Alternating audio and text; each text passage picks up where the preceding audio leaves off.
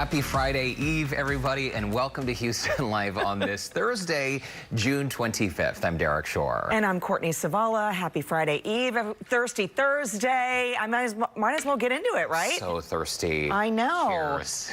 I feel like today, though, the open rolled, we're back to our old ways together, only 4 days in, and I still need like 10 more minutes. I always need 10 more minutes. You know, this morning, so it was, again, one of those mornings where, like, the thunder, yes, the rain, it woke us up early, right? And I love being awakened early by the rain because when you realize you still have time to sleep, and we couldn't get out of bed this morning. It was just one of those cozy mornings. Yes. You know, almost like I was pretending it was October. Or right? Saturday. Or Saturday. It's almost Saturday. Yeah, so I'm dragging a little bit today. I know. You know, it's so funny because I heard the thunder and, you know, seeing the lightning, and but I didn't hear the rain because typically I can hear, you know, and I just thought, is it raining or is it just thundering and lightning? But then the window of opportunity to let the dog out because, you know, they don't go out in the rain. Where do they go if it's raining now? I think they just cross their legs and hold it. Well, that's what I've always done my entire life. But we have an outhouse, so that's perfect. That's why, yeah. No, I will tell you. So there was like a, you know, a 5-second drought, 5-second pause in the rain. Oscar went out, went back in, but I was already awake, so I just started drinking coffee. You know? I thought you were going to say you started drinking rosé. Or rosé. Doesn't matter. No one looked in my cup. Normally we do our wine club on Wednesdays, but today we're going to do it live on a Thursday. And Thirsty Tangi Thursday Patton is going to walk us through the rosés. This is rosé bubbles, under 15 bucks, and I think all the wines we're trying today are under 15 bucks. I love, because I really think that there's some really great bottles of wine and bubbles out there where you don't have to spend a ton of money, right? Oh my gosh, no. I mean, truly, if it's just the two of us drinking at home, we buy wine out of a box, like the red wine from Costco. It's 14 bucks. It's the equivalent of, I think, $4. Yeah. And in general, we buy like $7, $8 of bubbles or whatever. Yeah, I'm a fan of the rosé in a can. Love it. I know, it's so convenient. Love it. Well, also, we've had a number of sommeliers on the show, right? And a number of master sommeliers who have said, it doesn't matter if the wine you like is $4. This whole idea that, oh, it must be $40 or I mean, come on, get over yourself. How many times have you been to a wine tasting and someone's like just making yes, you're thinking making stuff up. Right. Oh, I can taste a, you know, dark chocolate brick in the woods. Shoe leather. Yeah. Let's save it, Queen. You either look, you either like it or you don't, right? You're going to spend $4. You're going to spend $44. You either like it or you don't. So like it or you don't. Yeah, you know, I'm all about the rosé. I'm all about wines in a can in a box. I'm okay with it. I like it. Of course. Why not? And then I also love a good White Claw. Let's be honest. Yeah, I know. Did you see the dog toy? Did I send that to you? The White Claw dog toy. You know, there's also like a White Claw ice cream or a Truly ice cream now. Ice cream with alcohol in it. What? Yeah. It's a thing. We're going to need a tasting on that. We're going to need to taste that. Kids, who wants ice cream? Guess what? Just kidding. Just kidding, folks. Just kidding. Well, we are going to have some fun today tasting the rosé, and I promise we're going to bring our A game, even though I'm a little rusty today. There are so many days when I think, oh gosh, how can I do it? That job I have, it's a live TV show. Yes, we are live, people. Every once in a while, we'll have a pre-taped show because we need time away. But truly, taking a sick day, if you work in live TV, taking a sick day, for a lot of people, it just doesn't really exist. I mean, I don't remember the last time I took a sick day. Oh, I had vocal cord surgery 3 years ago. I did take a sick day then. Yeah. You know, there's back in the day when I was working, you know, on the news side, and so worked overnights, basically early mornings, but my day started at 2:30 in the morning. That's when my alarm clock went off, okay? Oh, man. So there's like this unwritten rule, that cardinal rule, basically, if you're a morning show person you don't call before 6 p.m. the night before, you're working. Like, you don't do that to the next person because they're on a normal schedule. Is going to get the phone call and not sleep. 2:30 a.m. like, hey, by the way, Courtney just called out sick and you need to be on the air in 30 minutes. You don't do that, you know? Or you don't call in at 10 p.m. and give that person a 2-hour sleep. Like, it just doesn't Doesn't work. A lot of people game the system, though. Oh. And I cannot imagine. I mean, I've been working since I was 4 years old. I mean, child labor laws were very loose in Utah. I started working at, I guess, 15, right, in television. And I can't think of a single time in my career that I've called in sick when I'm not actually sick, right? But it turns out, like some of the studies done on this, it turns out that a lot of people will like mess with the system, game the system, take every last sick day, every single year because they feel they're entitled to them, which they are, but sick days are meant to be used when you're sick. You're lying. Right, and especially if you work on a small team. Like here at Houston Life, we work on a very small team. Right. So if one person calls out sick, shifts the whole dynamic. Everybody else sort of has to, you know, step up to fill that role. Right. You know what's interesting is, well, that's fascinating, isn't it? I'm trying to. We still on the delay. I know. I'm trying to put this in the right words. So somebody called in sick. And then, you know, my schedule was that I come in early, so nobody was in the newsroom. In a newsroom, okay?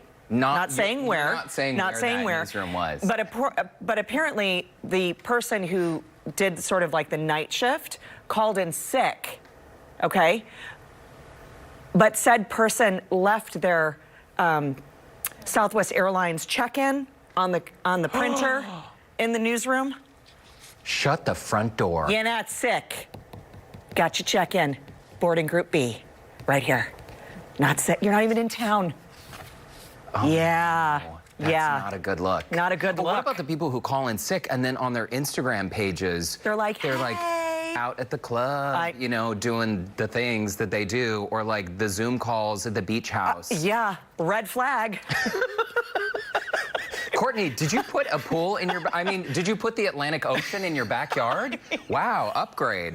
No, that's just a video wall. Just changing the background. Just a fun background.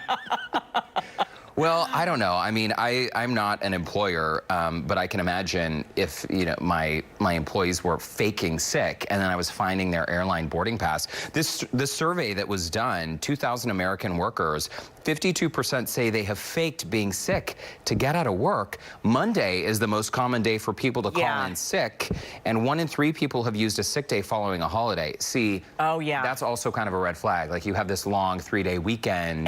And you know the people that do that. Like if you work with them long enough, or the person that develops like on a 3-day weekend and the they start acting. They start, oh, wow. And we were like, oh yeah, here we go. 3-day weekend, now a 5-day weekend for that person. Because they just started to lay the groundwork, you know? And after years and years, you're just kind of like, okay, yeah, we know, you're calling in sick. We get it. Will you please name names? No, I'm kidding. I'm kidding. Oh, it's a lot of dirt, isn't it? Good stories, though. So we say things all the time. I mean, there's so many times when on live TV, we never know what's going to happen, right? We never know what's going to fly out of our mouths. And there are times, we used to have our former boss, Don Graham, he always had this very funny way of saying, like, you say something, and then the moment you say it, you realize, oh my gosh, I shouldn't have said that. And you just want to, like, stuff it back in. Right? People always ask me, even they know the show is live, but they always ask me if we have a delay on the show. But the reality is, no. I mean, there's not the button, you know, there's no such thing as like the button that you hit. You have to go through a whole process to make that button actually be functional, right? Right. So, yes, I'm sure that we've said a number of things that we don't mean to say, and sometimes we say things and it reminds me like, oh my gosh, I am my mother, or I am my grandparents. And it turns out there is a whole list of phrases that I guess baby boomers say, or baby boomers said, and maybe have, you know, started trailing off as the decades go by. And we have a fun list of them today. Okay, you want to? We're going to see if we know what we're talking about. Yeah. So I'm going to say a phrase, and Courtney's going to say a phrase, and we have to guess what they mean. Okay. Do you want to go first? Okay. Okay. Ready? Sure. Want to go to the submarine races?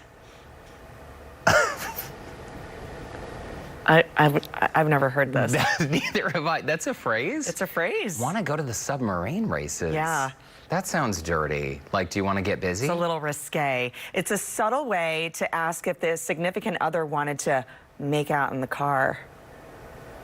Submarine races. Why in the car? I don't know. Okay. Okay, I've got one. That really razzed my berries. It's gross. What? Is that like I'm excited? Yeah, it refers to something that excited or interested you. Okay. That razzed my berries? Ew. Ew. Gross. Oh, Okay. Well, okay. I've never heard my mom say either of those phrases. I haven't either. This one, boy, you guys are real funny, aren't you? Okay, ready for this next one? I'm ready. Maybe I should take a drink before I say Okay, it. I'm gonna take one too. Come on, snake, let's rattle.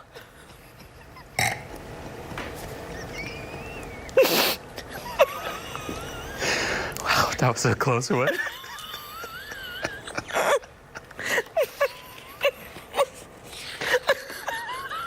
Come on, snake, let's rattle. No, this is so bad. I feel like they should have given me this one. Please tell me it means like you're grabbing someone to go to the dance floor. Like, let's go dance. Come Could on, be. Snake, like, let's shake, be. rattle, and roll. Could be.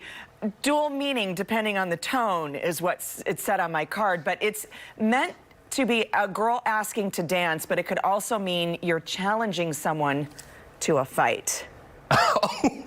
Well, I went a completely different direction. Yeah, those are very two different meanings. Woo! Okay. Okay. Okay. Here's one for you. Okay. Okay. Put on your thongs. Isn't that a 90s rap song? No. Put on your thongs. We growing up, we called, we wore thongs growing up. We wore them on our In Utah? On our feet. Oh. Yes. Put on your thongs? Like, let's go for a walk? While it now refers to a type of undergarment, the term originally referred to a pair of flip-flops. Yeah, flip-flop. Okay. Okay. Yeah. Oh, boy, how things... I mean, okay, never mind. All right, here's mine. What's the word, bird? Like, what news do you have to tell me? Yeah, the term was used to refer to being honest or for real. If someone doubted that what you had told them, you could say, word from the bird, as a way to convey trustworthiness. A word from the bird. Oh. I like that one. Yeah, I did too. I may use it. Word from the bird. You're a real wet rag. Like a downer? Yeah. Yeah. No fun, or a bore. I had that one before. Okay. I'm confused on this one because this one I have said. Okay.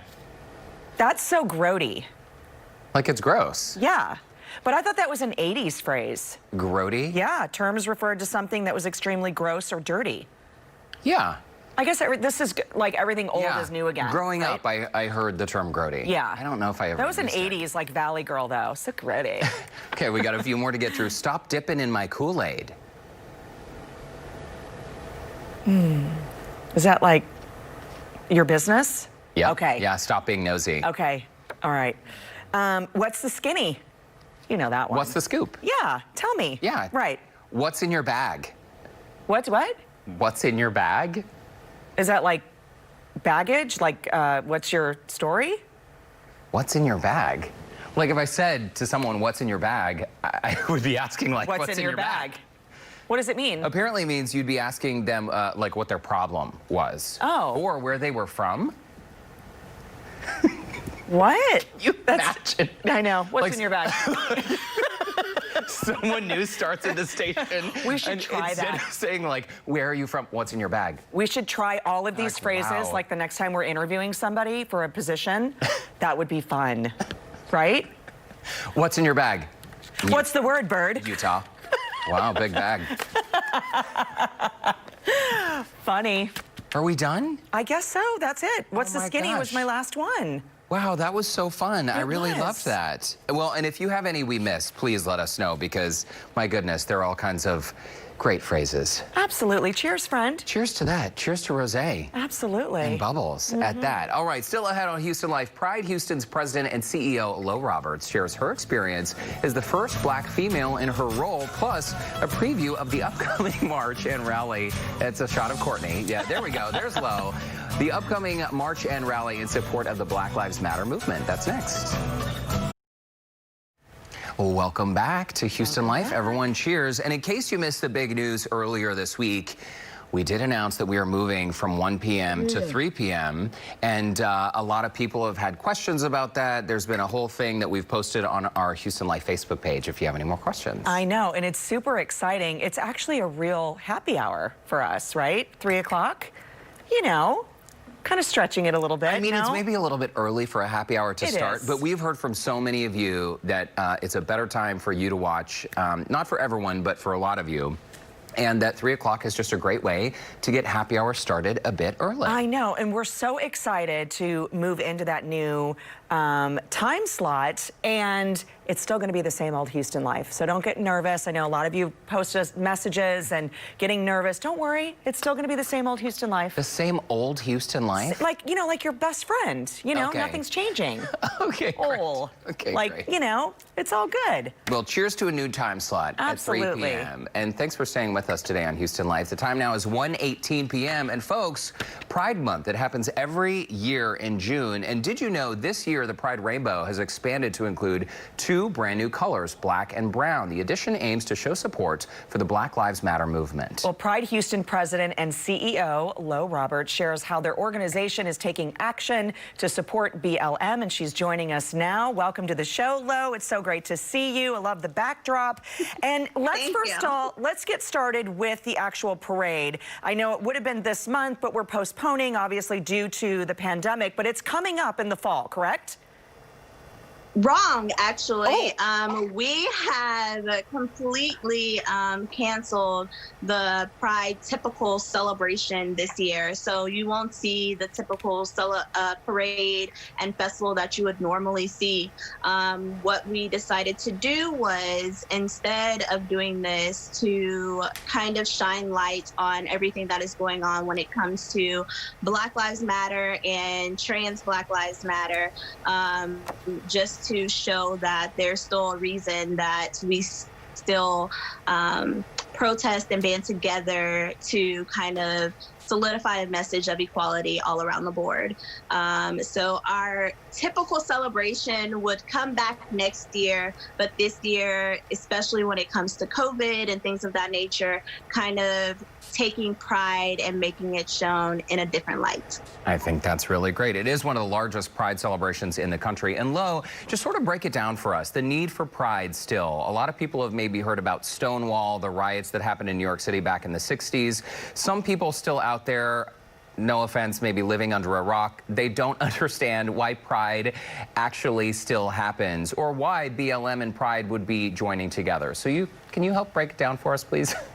Yes, of course. And, you know, you may laugh about it, but I actually get this question all the time, which is still kind of funny to me because it really is like, okay, where have you been hiding under a rock? You know, as you stated before, Stonewall riots started 1969 in New York, and even before then, you had people who identify within the LGBTQIA+ spectrum protesting for equality, whether that was in Compton's, at the sit-ins, and things of that nature before actual Stonewall took place. And the reason for Pride was to celebrate victories through those riots, to celebrate actually people taking the time to listen to us and have that platform. And the reason why Pride still exists to this day is because, one, we celebrate those victories that we did have. Two, we continue to strive for total equality. And unfortunately, it is taken, you know, step-by-step measures to get that into place.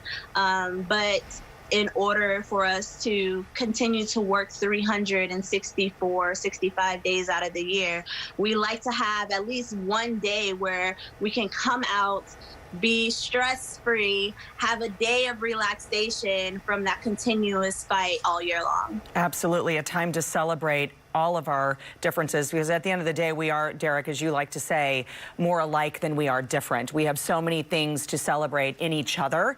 And Lo, what's so interesting is you became president of Pride Houston in 2017, but you've been a volunteer with the organization for many seasons. How have you seen Pride Houston, the face of it, change over the last seasons?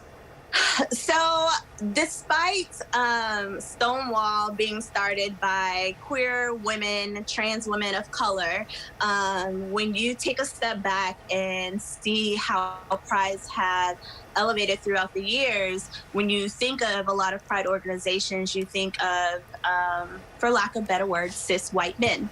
And when I first joined Pride as a volunteer, that was who was sitting at the majority of the table. There was two people of color who were women that were helping with the planning committee, and that surely dwindled down to just myself. And I'm the type of person where if I don't see someone like me sitting at the table, I will insert myself and try to make room for people that look like me. And that's exactly what I did. I started in 2009 volunteering with Pride, and I sort of had a knack for it. You know, I started off as just a regular volunteer day of, and my first day on the job, the president at the time came over to see who it was that grabbed the mic, and they could hear over the intercom yelling at people. It was me, a born leader. So, I mean, just kind of taking those ropes and running with it, and then, you know, making the change that I thought needed to happen within the organization. I mean, one of my favorite quotes is, "Be the change you want to see in the world." So it's exactly what I did and want to continue to do. That is fantastic. Lo, we are super tight on time, like 10 seconds left, but just give us the 411. This Saturday, you have a combined sort of Pride Rally BLM protest happening, right? We do. We are partnering with BLM and a couple of other trans-centered organizations to get the word out on what needs to happen and the changes that need to happen as it regards to the deaths that we had this year when it comes to trans and non-binary siblings, as well as the deaths when it comes to Black lives and police brutality. Very nice. Hygiene and PPE stations will be visible throughout, so they are very aware of the COVID risks. Thank you so much, Lo Roberts. It is great to see you. Thank you. Thank you. Good to see you guys. And a reminder that the Pride Houston March and Rally takes place this Saturday from 11 to 3. The march starts at Discovery Green, will end at City Hall. If you'd like more info, you can visit our website, HoustonLife.tv. And we'll be right back. Oh, welcome back to the show. Okay, is this our favorite time? Still have the artwork, you guys, from our student artists, and I had over 60 of them, which is so cool. Wow. Today's artwork is by rising 6th grader Nora. Perfect timing, because what does this remind you of? Pride Month. Pride Month. Beautiful rainbow there. I know. She did a great job with all the painting there. Thank you, sweet Nora. I love seeing it, and you did a great job. Nicely done. Let's get to some of our viewer comments. Denise wrote in, and Denise, we love your comment. Watching y'all with these sayings literally spit up my smoothie. I know what that feels like. She wasn't having the luscious rosé we're enjoying, but don't worry, Denise, there is probably a Specs or an HEB near you. It's got to be next, right? Yeah. Okay. And Patty wrote in as well, and Patty writes, "Oh my gosh, I'm so glad y'all are back together again in studio. I've missed the laughs. So have I, Patty." Oh, that is very nice. Yeah, it's much different dynamic when we are both here and we are not contending with that delay. Still ahead on Houston Life, we were showing some love to our very special furry coworkers. It's a tribute to honor National Take Your Dog to Work Day. That's next.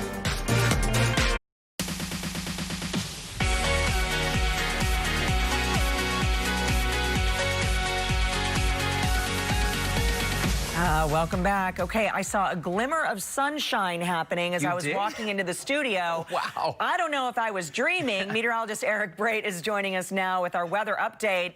Are we seeing sun? There may be a couple of breaks of sunshine. It's going to be a mainly cloudy day today. You can see behind me that we still have some rain that we are dealing with generally along the coast. But this stuff in Brazoria and Matagorda counties are starting to lift in toward the Houston area. So, yes, a bit of a break through the lunch period. And things are going to be getting a little bit better as we head through the afternoon hours. But we're not done with the heavy rainfall as we head through the next several hours and even into the day tomorrow. We're looking at coastal rain around around the Galveston area, Lake Jackson getting a good downpour. We don't have any flood advisories, anything like that we're dealing with at this point in time. So that is good news. But we've got another round of heavier rain that we do expect to come through the area during the overnight period tomorrow. So Bay City looking a little on the iffy side. We do have a few showers off to the north of town. We had 8 inches of rain off to the west of Houston this morning, 5.5 just south of Katy. But you head into northern portions of, say, the Wharton County area down into Colorado County, 8.2 inches. That's what prompted flash flood warnings. So right now, at this point, we're not seeing any sunshine here. There may be some elsewhere. Temperatures a little on the cool side thanks to the rain and the cloud cover that we have had. We're going to be in the 70s and 80s. We're going to leave that 40% chance for rain in the forecast for this afternoon because of that activity coming in from the south. More rain overnight tonight, but then finally, guys, we begin to dry out heading into the weekend as Saharan dust begins to take over here in southeast. Oh, great. Okay. Thanks a lot, Eric. I appreciate it. And you know what? That break in the rain means take your dog for a walk, but not yet. I think what he just said is that you were dreaming when you saw the blue skies. No, I saw it. I didn't say blue skies. I saw the sun peeking through. Okay. Didn't say blue skies and perfect. Okay, gotcha. Well, folks, did you know today is National Take Your Dog to Work Day? If you're wondering where Tex is, so are we. Okay, so anyway, National Take Your Dog Work Today has been celebrated in the U.S. for more than 20 years. And since most of us have been working from home for the past few months, our pups have gotten really cozy with our daily routine. Lauren Kelly put together a possum tribute to our 4-legged coworkers. Our dogs are our best friends. They're some of the smartest animals on the planet, some of the best listeners, cuddlers, and not to mention some of the craziest coworkers we've had to learn to work with. Over the last few months, our pups have really gotten used to having mommies and daddies at home. All the extra playtime, longer walks, the belly rubs. But they've got to be thinking, what is this thing that they call work that steals so much of their attention during the day? This big bright square thing that they're always sitting in front of, or this big table they're always sitting at, and who is this boss person they're always talking to?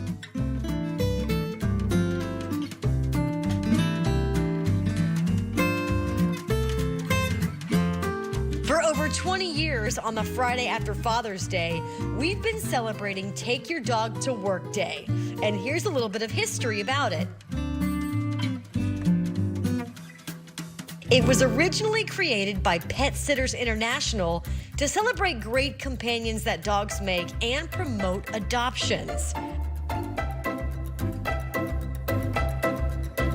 With almost 4 million dogs entering shelters across the U.S. every year, animal rescue is a super important cause to support.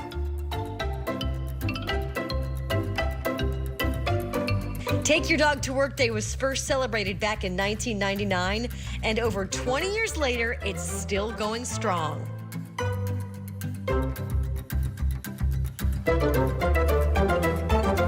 So if you're lucky enough to have a boss that lets you bring your furry best friend to work with you today, get them all dressed up and put them to work. Just make sure they're on time for that all-staff Zoom call after lunch.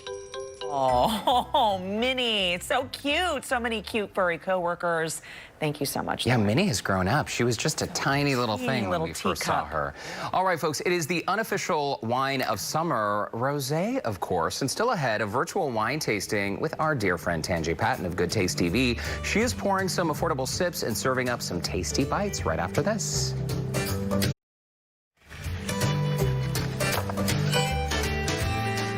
Welcome back, everyone. Today's Wine Club is all about one of our favorite topics, Courtney, rosé. Absolutely. Whether you're planning a date night or a virtual wine tasting with friends, Tanji Patton from Good Taste TV joins us now with some affordable sips and light bites to try. Cheers, Tanji. Cheers, and I'm laughing because I noticed one of the bottles on your table is almost empty now. Well, we have sort of been drinking it throughout the show, but I thought we were supposed to. Yeah, we really like this one, by the way. I know, right? I am a fan of bubbles anytime, any day, and pair it with anything. This is a fun one. This one is from Oregon, so it's called A to Z Bubbles. You've seen, they do some lovely wines. Pinot Noir is one of their big things. And this particular sparkling is made with Pinot Noir. So I thought it would be a fun thing to start with because rosés in general pair with everything. And sparkling on its own pairs with everything as well. So it's kind of a fun combination. So we're going to talk rosés, and we're going to talk rosés from different regions of the world. And the flavor profiles depend on the varietals used, and you can use almost any varietal, and where it's grown, the terroir, the soil, all that good stuff that goes into that. So, awesome. And one of the best parts, Tangi, these are all under $15. Is that true? These are all under $15. One of them is only $8. So that's wow. kind of a fun thing. Now, when you come to think of rosé flavors, these are the things you want to think of. Depending on where it's grown, you're going to get cherries. They could be bright bean cherries. They could be maybe a little darker cherry. Strawberries, a very common flavor profile in rosés. And sometimes you're going to get into some of the pit fruits. You might get a little peach. You might get a little apricot. Some I've had from Italy that are very dark in color. I even get a little plum on. So these are the flavors in general you're going to get from rosé. Nice. So let's start out and talk about the most, I say the most common. I think it's what most people think of when they think of rosé, and that's a Provence style rosé. So what I chose for that is the Fleur de Prairie. This is grown in the south of France, and if you go to the south of France, whether it's Saint-Tropez or just some of the beautiful little villages, this is the wine they're drinking. It's, when you taste it, you're going to get the strawberries. You might get maybe a little rose petals on the nose. And it's just a beautiful wine. You're also going to get a lot of minerality in this wine. And that's because it's the south of France. So you've got that beautiful Mediterranean sea breeze affecting the vines as they're maturing. And some of that picks up in the wine. Taste it and see if you get that. We just poured, while you were on screen, we just poured it, and it has a very light, refreshing taste. And I also love that the color is such a pale, pale blush. Yes, it's a blush pink, and it's very light, and especially after sort of the robust bubbles that we just had, this is so beautiful, and I can see this pairing with anything. And are those, what are those, Tangi? Rubens? I chose these are little ham and cheese sliders. They're very easy. I do them on the Hawaiian rolls. Yes. That touch of sweetness, you know. And then that everything bagel spice is on top. And Lori, I know from a long time back, you're a bagel fan. So it adds a fun flavor to it. And again, because it's a rosé, it pairs beautifully. There's a lot of nice crisp acidity, so it cuts through anything you're eating. Okay, on to the next one. We're going to go to Italy. These are called, rosés are often referred to as rozzados in Italy. This particular one, Ferrari Carano, is made with Sangiovese grapes. So think of Chiantis. You know, they make some beautiful, they're known for some fantastic Chiantis in central and Tuscany. This is the rosé made from that. So it's all Sangiovese. You might get a slight bit more body on the wine, but this is a dry one. A lot of the Italian rosés can be a little more fruit forward, I guess. This one is really nice and dry. You can tell I like the dry wines. I know, I do too. I'm glad that you suggested this one because I think this is a label that a lot of people will recognize. If they're wine drinkers, they're going to recognize the Ferrari Carano label. Derek's face, you're loving this one? Well, there's definitely more acidity in this wine. It gives much more of a bite compared to what we just tasted, the Provence. Well, and it's interesting because this one's actually made in California. So this is Sonoma, but they're using the Sangiovese grapes. And Sangiovese grown in California will taste slightly different, of course, than Sangiovese grown in Italy. And I'm pairing it with, this is so much fun and so easy to make, cacio e pepe popcorn. So cacio e pepe pasta is like one of the mother pastas in Italy. And it's so simple. It's just the Parmesan, cheeses, and black pepper. So when you do this, all I did, if you can pop it from scratch or you can buy it in a bag, melt some butter. I always throw a little garlic. I keep a little jar of this garlic always. Throw that in there, pour it on, mix it with your cheese, and then put tons of black pepper. And it's just kind of a fun variation of cacio e pepe. Oh, wow. I would probably eat that popcorn with a spoon. Oh, that sounds delicious. delicious. Okay, moving on to our fourth wine. Tangi, you trying to get us drunk? You guys are the one killing the bottles. Don't over worry. there. We've been dumping in between each Yes. tasting. Wink, wink. That's what they all say, Derek. Okay. Next, I'm going to take you to Spain. And this is the wine I told you that was $8. And I think it way over delivers in value. It's called Los Dos.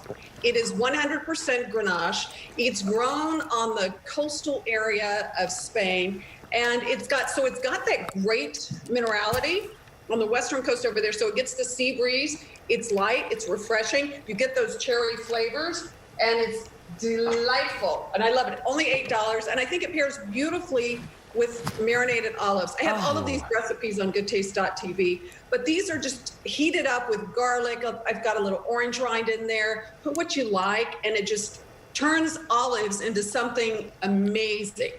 My mouth is watering. Same, because, you know, I love olives. I also love when you get the marinated olives, you get the marinated garlic cloves. Yes. The big ones. Yes. And you eat them whole. They have such a nice bite, Tangi. Yeah, or the feta stuffed olives would be fabulous with this, because what I'm craving now is the salt. As soon as you said something about the olives, the salt with this rosé, perfect. And this is not drinking like an $8 bottle of wine. This is so awesome. It's a surprise one. It's for $8. Like I say, it far exceeds the $8 price.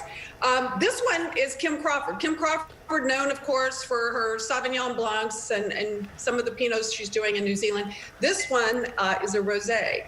And it, too, is dry, and it's got the nice minerality, and it's a little zingy. Maybe it's the New Zealand soil down there. Same thing with a lot of their Sauvignon Blancs. You get a little bit of a more racy Sauvignon Blanc than what you would get in this country. But this is a really nice one, too. Wow. And I have paired it Oh, some deviled eggs? with deviled eggs. These are really easy. I've got a recipe online where you can make your own pimento cheese. They're stuffed with pimento cheese, but actually it has gotten so easy to serve deviled eggs. If you're in a rush, you can buy the eggs already boiled at HEB. You can buy pimento cheese. They're actually doing one of their own at HEB that I just discovered that's really good, and it comes with jalapenos or without, so it's kind of fun. Either one of them pairs beautifully with all of the rosés. Rosé is one of the most versatile food pairing wines on the planet. That and champagne, and hey, it's party time. Very nice. Tangi, we got to leave it there. It's great to see you, my friend. We'll see you soon. Cheers. We'll be right Absolutely. back. Cheers. Stay safe, guys. Cheers. Well, welcome back. AJ McQueen went from growing up in a gang to becoming a respected community activist, nonprofit founder, rapper, and CEO. And I sat down with AJ to hear all about his story. AJ McQueen, thanks so much for joining us. Glad to be here. You grew up in St. Louis, right? Yeah. Talk to us about what life was like for you as a kid in St. Louis. You know, I grew up in a very dysfunctional household. You know, my mom and dad separated when I was 3. So, you know, I grew up with my baby sister's dad, and he was somewhat of a wayward father figure. But what they led to a lot of abuse, you know, in the household, you know, verbal, physical abuse. And so, you know, when you're not getting enough love in the household, you know, you look elsewhere, right? So right outside my front door, growing up in West Side St. Louis, you know, you got poverty, you know, you got drugs, you got gangs, you know, pick your poison. At 13 years old, you actually were part of a gang. Am I right on the age? Yeah. My 13th birthday, I became active in a gang, you know, so the ritual where I'm from is you get jumped in. So, you know, on my 13th birthday, it was no cake, you know, wasn't no presents. You know, I got jumped in front of in the front yard of my house. So I guess you had kind of the gang experience while in the gang. Violence, you were shot, is that right? Yeah. So when I was 15, we were standing outside in front of the house, in front of the house, and a car pulled up. I wasn't paying attention to it. The dudes got out the car, and he walked up on me out my peripheral, and it's like I saw him, but I didn't see him fast enough. And so he shot me close range. And so I got shot twice, inch away from being paralyzed. And this was my childhood. And I'm the only person that got shot out of 7 people. No matter if it's stoplight, street light, cop light, we gon' shine. I'm going to fast forward just a little bit because at the age of 23, you were recognized by President Barack Obama, received the White House Service Achievement Award for your service to your community and also positive music. You've also received a certificate of congressional recognition from Congresswoman Sheila Jackson Lee, and you have your own day, AJ McQueen Day, here in H-Town, baby. What an inspiration. This is what changed my life, really, on the deeper level with my music. Because after I got shot, I started rapping. And I didn't have a microphone, no studio equipment, I had a tape recorder. I would hold a tape recorder to a computer and play a beat off the computer and rap. And I was rapping about me getting shot. I was rapping about how I felt like God protected me. And I didn't even know about God yet. I just knew that people kept saying his name. And I'm like, okay, I think that was him. Because the way that they shot up the street, I should have died. Well, music has certainly played a healing role in your life, and more accolades to talk about for you is the one award that you're really proud of, which is Houston's Top 30 Under 30 Entrepreneur Award for your Writer's Block, Inc. It's a nonprofit performing arts and literacy company established back in 2013. So this is basically you reaching out into the community. Yeah, that's me. That's me going back. Knowing, again, what somebody told me is reaching right back. You know, a lot of people think you gotta wait till you become a millionaire, wait till you're famous to reach back. You can reach back now where you are. And so one day I was writing and I had writer's block and I was reading this book about the power of words. And I was like, okay, I don't have writer's block. I own writer's block. So next thing you know, I created the organization because I wanted other people to channel their potential. Our motto is that the pen is stronger than the gun. So that's saying that the gift that you have inside of you is the strongest weapon that you have. You know, it's stronger than violence, it's stronger than guns, it's stronger than anything. When you tap into your potential, you change your world and those around you. So started that, and we've been using performing arts and literacy to reach out to our community. So it's really great. It's speaking positivity, which I think is so important now. There's so much negative surrounding us. It's hard not to get sucked into that. I also see that you're hydrating a lot over there. What do you got? So I'm drinking Hydrate Hill, a premium alkaline water. This is actually my water company, Hydrate Hill, that I started February 29th of this year. And man, it's not only is it good water, you know what I'm saying, but no, it's something I started. I started rapping about water probably like 2 years ago. I was just, again, because I didn't want to rap about us killing each other and us drinking poison. So I was just like, you know what? Let me try to be different. And I started rapping about it. I met this bad queen, and she said she from the H. I said, what you like to drink? She said, water by the case. And then I got offered an endorsement deal from a water company, but it just didn't make sense. And then I prayed about it, and God was like, look, you know you can do this yourself, right? And so next thing you know, I did the research, took the time, made the investment, and now I have my own water company. Very nice. Congratulations. That's great.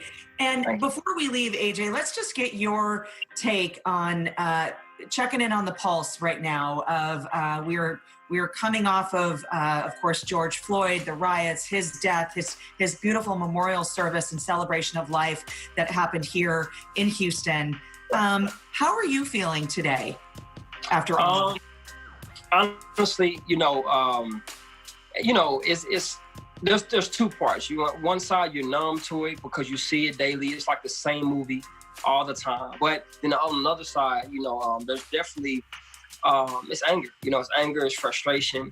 And for somebody like me who's always been intentional with using my voice and things like that, it's difficult because it's like, what do you do? Like, in the midst of a George Floyd uproar, we have another one and another one and another one. So it's like, what do you do, right? So for somebody like me, and even those around me, it's heavy-hearted, to say the least. But I think this one is different, though. I kid you not. You woke up a lot of people that were asleep.